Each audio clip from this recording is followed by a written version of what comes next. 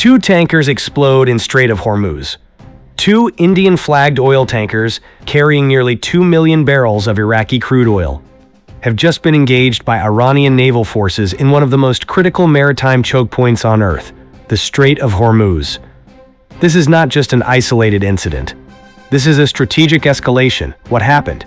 Reports indicate that Iranian forces, likely units of the Islamic Revolutionary Guard Corps Navy or IRGC Navy, fired warning shots and forced two vessels to turn back while transiting the strait. No ships were sunk, no casualties confirmed, but the message was unmistakable. Iran is willing to actively enforce control over the Strait of Hormuz. Why the Strait of Hormuz matters.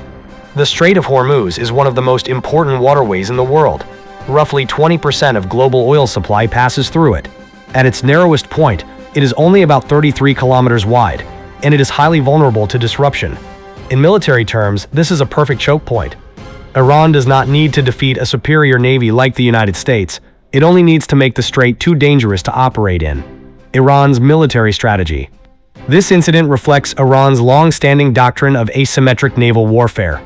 Instead of relying on large warships, Iran leverages fast attack boats, coastal anti-ship missile systems, naval mines, surveillance drones. The objective is simple: deny access, not dominate the battlefield. By targeting even neutral vessels, such as Indian-flagged ships, Iran is signaling no vessel moves through this corridor without risk. This effectively transforms the strait from an international shipping lane into a contested military zone. Strategic context. This escalation comes amid rising tensions between Iran and the United States. The U.S. has increased pressure through maritime and economic measures. Iran has responded by reasserting control over the strait. And now, we are seeing direct enforcement through armed action. This follows a classic escalation ladder: economic pressure, strategic restriction, tactical enforcement. Each step increases the risk of direct confrontation. Global impact. Even without destruction, the consequences are immediate. Oil shipments are delayed or rerouted. Shipping insurance costs spike. Global energy markets react with volatility. More importantly, the risk of a naval confrontation between Iran and US-led forces increases significantly.